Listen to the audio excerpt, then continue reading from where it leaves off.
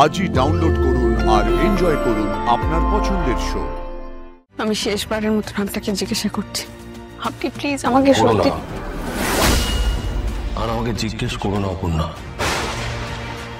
আমি তোমাকে বলতে পারবো না। একটা কথা বলতে আপনার এত বাড়ছে, একটা উত্তর দিতে যে আপনি আমার কাছ থেকে পর্যন্ত দূরে সরে যাচ্ছেন। আপনি তো খুব ভালো করে জানেন আমি আপনাকে ছাড়া থাকতে পারবো না, বাঁচবো না আমি। তাহলে আপনার একটা প্রশ্নের উত্তর দিতে এত বাড়ছে কেন? আপনি জানেন না? বলুন, আমি আপনাকে ভালোবাসি।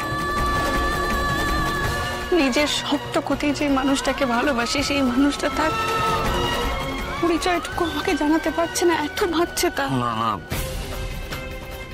না, কিছু জিনিস না জানাই ভালো। আমি তবুও তোমাকে জানাতে পারি, আমার কোনো অসুবিধা নেই। আমার মন বলছে, আমার গাট ফিলিং বলছে, আমি বলে দিলেই সব শেষ হয়ে যাবে না। বরং আমি যদি বলে দিই, অনেক কিছু উলট পালট হয়ে যেতে পারে, অনেক কিছু। আর আমি যদি বলি তাও আমি জানতে চাই।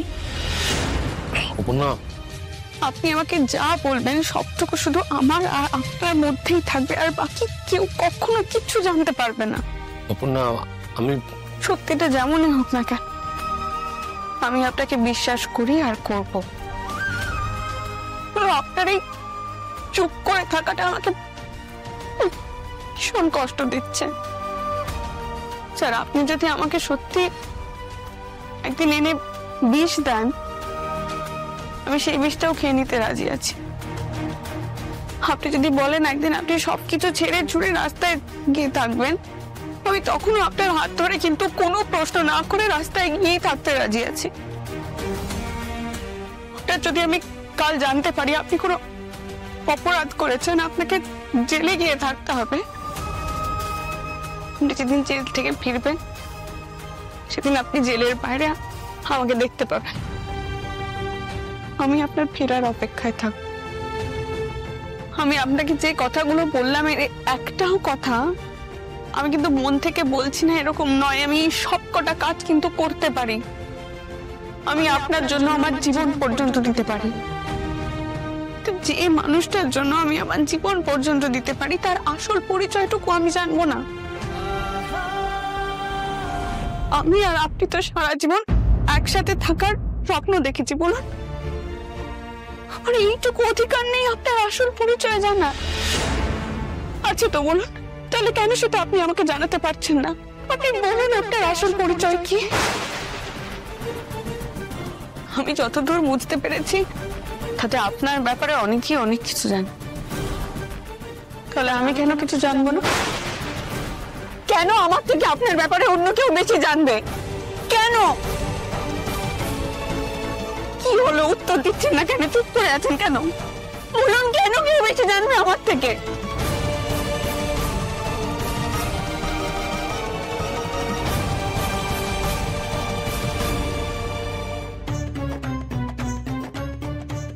বুঝলি রুম্পা, তুই ঠিক সময় গানটা না গাইলে ওফ, মানছি ম্যাডাম সোজা আমাদের বাড়ি ঢুকে যেত। সে আর বলতে, কি করে যে আমরা দুজনে আটকেছি আমরাই জানি। ও আমার না ভয়, হাত পা পুরো ঠান্ডা হয়ে যাচ্ছিল, বুকে ধুকপুকুনি, ওটা আমি শুনতে পাচ্ছিলাম। এই, আরে তুই কি করছিস? দাঁড়া, আরে তুই ওদের কথা কেন শুনছিস? বুঝতে হবে তো যে কি অবস্থা ভেতরে, মানু মানে চলে গিয়ে দুজনে কি কথা বলছে ঠিক করে। আরে তোকে অত বুঝতে হবে না, ওদের ব্যাপার ওরা ঠিক বুঝে দেবে। তুই এদিকে আরে কি করছো? আরে ওরা এতক্ষণ ঘরে আছে মানে মন খুলেই কথা বলছে। তাই? হ্যাঁ, তাহলে গিয়ে দরজাটা খুলে দিই, বন্ধ থাকলে তো বেরোতে পারবে না আবার। তারা ঠিক আছে।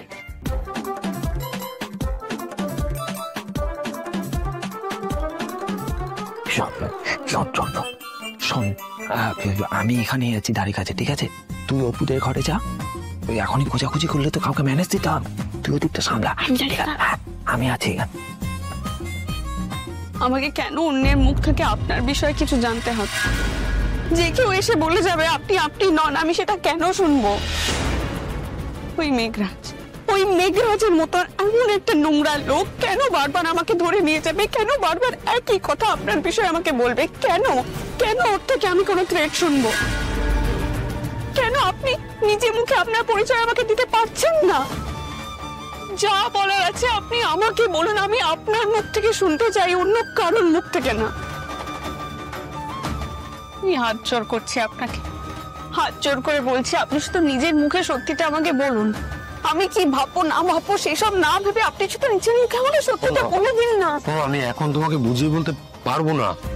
আমি ভেবেছিলাম তোমাকে বুঝিয়ে বলতে পারবো, সব কথা বলে দেবো, কিন্তু এখন কোনো কথাই খুঁজে পাচ্ছি না। আমি কি বলবো সেটাই জানি না। সত্যিটা যেমনই হোক না কেন আমি সেই সত্যি শুনবো, সেই মনের জোর আমার আছে স্যার। আপনি শুধু আমাকে নিজের মুখে আপনার এই কথাগুলো বলুন। আমি জানি তোমার মনের জোর আছে, কিন্তু সবার মনের জোর এক হয় না। আর ব্যাপারটা শুধুমাত্র তোমাকে নিয়ে নয় অপর্ণা। এই যে বললাম সবার মনের জোর একরকম নয়, তাই সত্যিটা সামনে না আসাই ভালো অপর্ণা। আমরা একসাথে তো দুজনে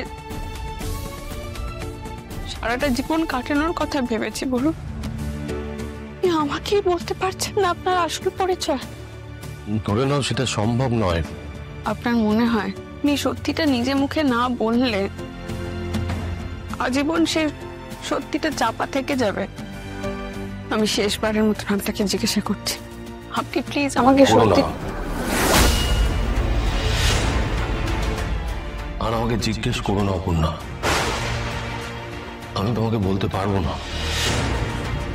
বরং আমাকে তুমি ক্ষমা করো। আমি নিরুপায়।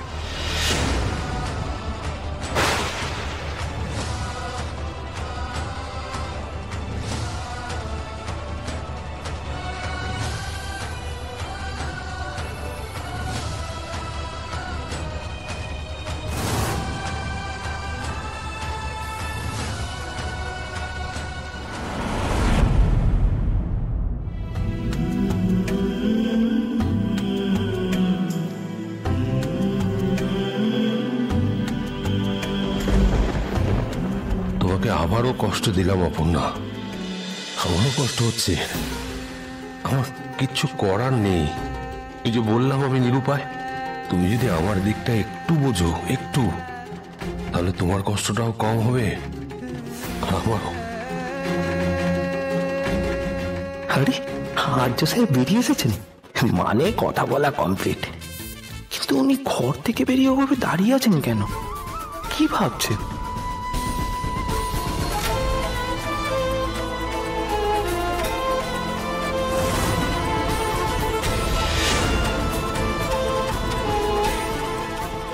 ওদের দুজনের মধ্যে কি আবার কোনো সমস্যা হলো?